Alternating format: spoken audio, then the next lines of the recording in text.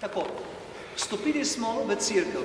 Cerkev, ki nosi na slovenskem ime katedrala. Čeprav moram biti do zgodovine pošten, tukaj katedrala, torej sedež škofov, sedež škofije nikoli ni bil. Je pa ime katedrala dobila ravno za časa škofa Atemsa, ki je začel graditi in imel v mislih v planu, da bo vendarle postavil eno vrsto katedrale oziroma drugotno stolnico sem kaj v Gornji Grad. Zato je ta cerkev, v katero smo prišli, edina katedrala na slovenskem, ki se tako imenuje. Vsaj ostale se imenujejo stolnice. Ne boste vprašali, kaj za to pomeni katedrala, stolnica. To je pravzaprav čisto isto ime, samo da je katedrala ime za latinski izraz katedro, sedež škofa in vse univerze, recimo, imajo katedra za to, za ono, za tretje in četrto, to pa prihaja ravno iz sedeža kot takšnega, ki se prvo začne uporabljati v cerkvenem smislu, sedež škofije kot take. Zakaj katedrala tukaj? Vse ostale slovenske cerkve, sedeže škofij, imenujemo stolnice. 6 jih pa imamo, kot vemo. Tule vzadaj imamo nastavljeno, še tole, prej gremo še tja. To je cerkev, ki nosi tudi poseben naziv, to je po prostornini največja cerkev v Sloveniji, po volumnu. Tukaj v strani imamo nastavljene nagrobnike, je mesto za nagrobnike, na zunanji strani pomembnih veljakov za Gornji Grad, na notranji strani pa nosijo nagrobniki svoje, se pravi nagrobniki ljubljanskih škofov svoje ime kot takšno. Zdaj vas samo tukaj izpostavim eno stvar, glede tam je krstni kamen, ta krstni kamen je znamenita narava, samo 2 sta na slovenskem, pri Ljubljani ima eno župnija še, ne me pa zdržati za besedo, katera je. Spodnji del, ta temni del je iz leta 1609, za časa škofa Hrena je bil narejen, zgornji del je pa tudi star okrog 150 let, kajti ima 6-kratno obdelavo, 6-kratni nanos, zato lahko prepoznamo, da smo ga obnavljali, zato lahko malo bolj vemo, da je tudi, tam okrog 150 let star. Zdaj, vzorno sem vam povedal, da je škof Aters prehitro umrl. 2 razloga za to vidimo. Cerkev je vsa bela, nikoli poslikana. In drugi razlog, oltarji. Tale 2 oltarja, ki jih vidimo, imata stakanita z pozlatom. Drugi del samo kamnit. Tretji del pridemo še samo do poslikave. To je znamenje, da so mogli hitro zadevo dokončati in jo narediti do konca, kljub temu, da škofa Atemsa ni bilo več med nami, kajti je že bil pokojni. In s tem, ker je Atems umrl, je Gornji Grad izgubil velik dotok donatorskih sredstev. On je bil glavni protagonist za gradnjo tega velikega svetišča tukaj. Me ljudje vedno sprašuje, zakaj tako velika cerkev sredi tako majhnega kraja. Če ne bi bilo benediktincev tukaj in kasneje ljubljanskih škofov, zagotovo te katedrale, tako velikega svetišča danes tukaj ne bi bilo. Zato smo jim še posebej hvaležni. Pri vzdrževanju je pa malo drugačna zgodba, ampak trudimo se po najboljših močeh, da vendarle vzdržimo, da vendarle, ohranimo to veliko dediščino, to veliko bogatstvo, ki ga ta cerkev tudi prinaša. Da vas povabim še naprej. A vas že pej zebe? Še ne, dobro, ampak preveč se naj ne prevoščimo, da vas tukaj noter zadržujemo.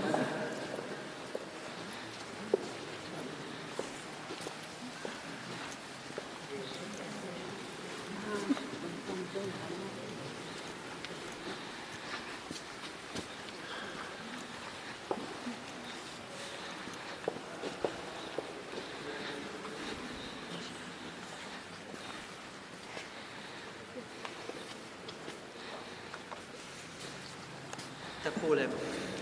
Torej, da je cerkev po prostornini največja cerkev v Sloveniji, lahko vidimo po tejle kupoli, ki je prav tako znamenite narave. Tale kupola nad nami je posebnost, kajti je polkrožne, a vendar elipsaste oblike in takšne na slovenskem ni. Ljubljanska stolnica ima polkrožno obliko, čudovito poslikana, naša ne, prej sem že povedal razlog, predstavljamo si pa lahko samo, če bi bila ta cerkev tudi poslikana. Kako znamenita, kako lepa bi bila, čeprav je tudi tale, zelo mogočna in ko ljudje prihajajo noter, rečejo, wow. tako čudoviti arhitektura, ki je bela in preproste narave. Čisto v stilu s papeža Frančiška, ki hoče vse imeti malo bolj tako na preprosto, da se temu reče. Znamenitosti Gornjega grada, te cerkve, v kateri smo, so tudi naslednje stvari. To so tele 4 slike. Jezusovo rojstvo, zadnja večerja, vstajenje in v nebohod. Te 4 slike so dela Johana Kremser Schmidta. Njegova dela najdemo še v Adergasu, v Lesovo torej, in pa v Gruberjevi palači v Ljubljani in kakšne manjše slike še kje drugje. Gornji grad kot takšen je prav posebej bil izvzet, kajti jih je tukaj naredil za takratne ljubljanske škofe in gledajte, tele slike bi zagotovo vzela druga svetovna vojna. To smo 100%. Bil je takratni župnik, edini župnik za celotno Gornjo Savinjsko dolino, gospod Maksimilijan Šlander. Prišel je na idejo, da je slike vzel dol, jih peljal na eno mesto in jih zazidal dol. Tako da jih Nemci niso dobili. Če bi jih Nemci dobili v roke, bi da gotovo lahko se samo poslovili danes od njih. Kajti tako mogočne so, zadnjič sem govoril z enim gospodom iz Ministrstva za kulturo, mi je rekel, če bi tele slike Nemci dobili ali kaj podobnega, bi bili zagotovo kje že v evropski, kar na kakšnem pomembnem dvoru kot takšnem. Kajti recimo kakšne stolnice, Dunaj, Praga in tako naprej, bi si zagotovo obliznali prste, da bi tele slike dobili. Kajti to so dela Johana Kremser Schmidta kot takšnega in originalne njegove dele iz leta 1770. Velike umetnine in hvala Bogu, smo res hvaležni Bogu, da so še vendarle ostale in mesto tukaj dobile, še posebej pa za to idejo, ki jo je škof, ki je župnik takratni Šlander tudi naredil, da jo je zadržal oziroma da takšnega podviga se. Predstavljamo si, gospodje, tole snet dol pa odnesiti kam, ne? Pa prenesiti na mesto, pa zazidati dol, ne? Najbrž to niso bili v enem popoldnevu fertega, ne? Se kar nanese, ne? Dobro. Dolžan sem vam še, gledajte, tukaj le gor pred cerkev je visoka 49 metrov do te majhne kupole, zraven še ne 3 metre imamo križa, tako da pridemo do višine 52-53 metrov, 56 metrov je dolga, 26 metrov široka. Prezbiterij nosi letnico 1863, to ni letnica gradnje katedrale, ampak letnica poslikave prezbiterija. 100 let zatem, torej, ko je bila cerkev zgrajena, so se odločili, da bodo poslikali tudi prezbiterij. Znamenita narava, leta 1990 je bila obnovljena, zato tako zgleda. Prej ne. In tudi vsa cerkev prepleskana leta 1990. Pa pogledajte, v kakšnem stanju še je. A ne? Se kakšne razpoke, ki je vidijo, ampak vendarle cerkev se še, bom rekel, zelo dobro kot takšna drži. Poslikavo prezbiterija bi samo izpostavil oltarno sliko, Leopold Lajer, Marija z Jezusom in odspod zavetnika naše cerkve, Mohor in Fortunat, ob njima pa še sveta brata Ciril in Metod.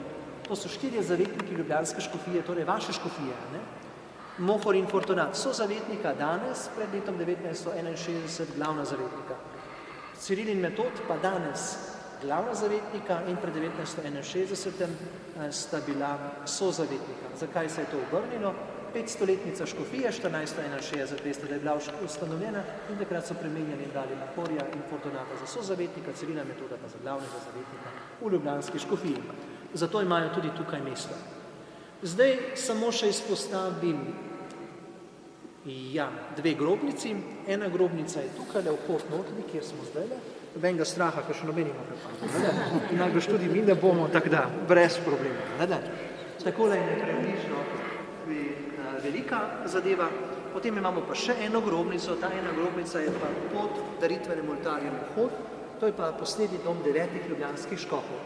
10. ljubljanski škof, graditelj katedrale škof Ernest Amadej Tomaž von Atems, je pokopan pri Sveti Magdaleni, torej na pokopališču, našem pokopališču, kjer tudi pokopavamo ljudi. Zakaj? Zaradi tega, ker še katedrala takrat ni bila dokončana in so ga potem tja pokopali. Kam, kje, kako, tega vam pa ne vem povedati. To se je pa izgubilo tekom časa. Tako, še ena znamenitost, morda ve kdo, kaj? Ja, vsi gledajo v Božji grob, tako da to že vse poznate. Jaz bom samo kakšno besedo vam še rekel, to je pa to, pa zdaj kar povabim, da se vidimo tudi.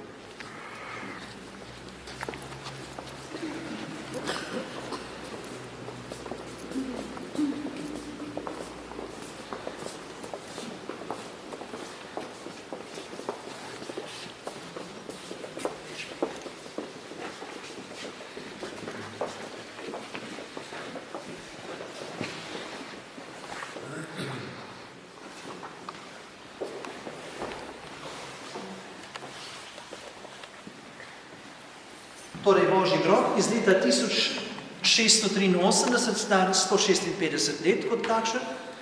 Sporedno je bil za poslikavo presbiterija narejen. Sicer je pa na tem mestu že bil Božji grob v stari cerkvi. Pravi, da je dosti bolj znamenit kot tale. Ker so mogli staro cerkev podreti, je ostalo to, da so jo naredili eno vrsto Božjega groba, kot ga vidimo tukaj. Torej 100 let po gradnji katedrale kot takšne. Božji grob, vemo, kaj predstavlja. Predstavlja Jezusovo življenje za časa njegovega trpljenja in smrti. Začne se z Jezusovo molitvijo v vrtu Getsemani. Jezus moli in prosi, mečkaj se še postavite bolj naprej, da boste še bolj slišali in še lahko ostali pridejo noter, lepo prosim. Torej, Jezus prosi, da bi spoznal očetovo voljo, oče, daj, da gleda, kjer jih mimo mene, vendar ne moja, ampak tvoja volja naj se zgodi. Vemo, kaj se naredi za odrešenje sveta. Jezusa oče pošlje na svet za to, da bi odrešil človeški rod.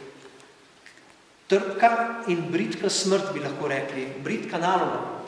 In Jezusa vemo, da ga primejo graščaki, vojščaki.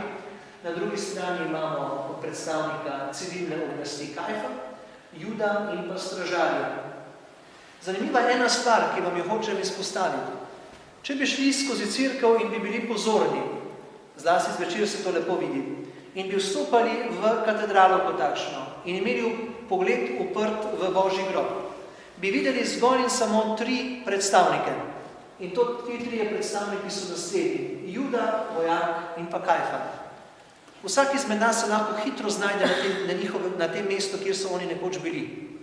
Kot oblastniki, kot vojaki. Juda pa je bil predstavnik česa?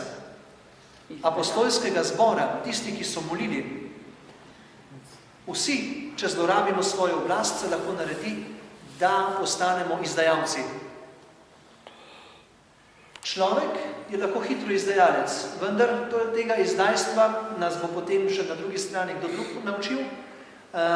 Jezus pa nas na poseben način uči, da potrebujemo kljub izdajstvu njegovo moč, da nam pomaga, da v življenju lahko obrodimo bogate sadove. Torej, da iz izdajalca postanemo njegovi govoreči pričevalci. In glejte, vernik, ki stopa skozi katedralo, vidi samo ti 3 figure, kako sem vam malo prej omenil. Ko stopa v sam Božji grob, stopa malo naprej, bo prišel sem in zagledal tudi Jezusa. Tam ga ne vidimo, tukaj pa ga vidimo. In ko človek v svojem življenju zagleda Jezusa, odrine na globoko v svojem življenju, srečamo odrešenika. In to nas je umetnik hotel prepričati in naučiti. Potrebuje sicer čas, jaz sem potreboval 2 leti, da sem si prišel gor, ampak ko to človek nekoliko začne razmišljati, so naši predniki to mogočno vedeli, kako te stvari narediti in kaj to človek potrebuje za svojo duhovnost. Da zna računati na pomoč od zgoraj. Od Kajfa Jezusa pelje naprej k drugemu predstavniku civilne oblasti, to pa je Pilat. Pilat pa si Pilatovsko mije roko. Nič nimam pri krvi tega človeka. Vi ga boste križali, zato ga izroči izraelskemu ljudstvu, velikim duhovnikom in na drugi strani tudi vojakom, ljudstvo, ki je vpilo, križaj ga. Zato mu eni pljuvajo v obraz, drugi ga bijejo s pestmi, tretji pa gledajo od strani. Kdo je tak, ki gleda od strani? Tak. Mi. Petek. Juda je na eni strani. Petek. Tako. Če ni Juda, pa je Peter. Zakaj pa nista skupaj, če sta oba naredila isti greh? Ker je bistveno tisto, kar sledi. Mi smo lahko v življenju in dejansko smo v življenju ali izdajalci, ali pa tisti, ki Gospoda tudi zatajimo. Poslušajte, koliko kristjanov danes ne želi povedati, da smo kristjani, da smo pripadniki katoliške cerkve, pa tudi, če že priznamo, naše življenje govori vse drugo, kot pa to, kar bi bilo treba. Preveč mlačni smo, hočem reči. In gledajte, to se je pri Petru podobno zgodilo. Ker je bil preveč mlačen, premalo goreč, se je naredilo, kar se je naredilo. Bil je zelo pogumen, ne sprva, ampak ga je hitro Gospod predpeljal pred preizkušnjo, ali bo ohranil, priznal njega za odrešenika. On je zdrsno iz poti svojega življenja, tako kot Juda, a korak, ki je sledil se je izjemno pomemben. Okesal se je svojega greha, prosil Gospoda odpuščanja in najprej bridko se je zjokal zaradi svojega greha. Vprašajmo se, kdaj smo mi nazadnje pri sveti spovedi jokali. Zanimivo vprašanje, ne? Zaradi tega vedno pravim, tisti, ki zajoče pri sveti spovedi, kar nekaj takih ljudi. Tisti človek misli resno in v njem sveti duh močno deluje. Ne rečem, da tisti, ki ne jokajo, ne mislijo resno, ampak hočem reči, da je globina svete spovedi izjemno pomembna. Peter. Potem pa peljejo, še to. Petra je Božja milost po sveti spovedi naredila kaj? Da je bil prvi izmed apostolov, prvi papež, eden izmed najpomembnejših svetnikov in eden izmed najpomembnejših mučencev. Še nekaj, na njem je bila katoliška cerkev zgrajena. In na tej cerkvi se danes tudi mi nahajamo. Tako, zdaj pa zvoni delopust, delate, ne? Tako da imate priložnost, da še lahko lepo malo počivamo v tem zvonenju. Torej, Jezusa peljejo naprej po poti križevega pota, kjer ga pa še na koncu sprejmejo angeli, angeli z atributi križanja. En angel nosi žeblje, s katerimi so Jezusa prebili na križ. Drugi nosi bič, s katerim so Jezusa bičali. Tretji angel nosi vino z žolčem pomešano, ki so mu ga nataknili na hizov, da bi pil, vendar ni pil, ker je bila ta pijača nevredna človeka. Kocke, s katerimi so žrebali za Jezusovo suknjo. Trnjeva krona, človeška zloba je Jezusa pripeljala do tega, da so mu nataknili trnjevo krono, čeprav bi si zaslužil zlato krono in bi jo dejansko mogel dobiti. In na koncu še napisan Jezusovo glavo Indri, Jezus Nazarečan, judovski kralj, to so začetnice latinskih besed Jezus Nazaretus Rex Judeorum. Jezusa križajo in ga položijo v grob. Pri angelih bi samo eno stvar izpostavil, a se vam mogoče zdi kakšen angel, ki izstopa. Poglejte njihove obraze.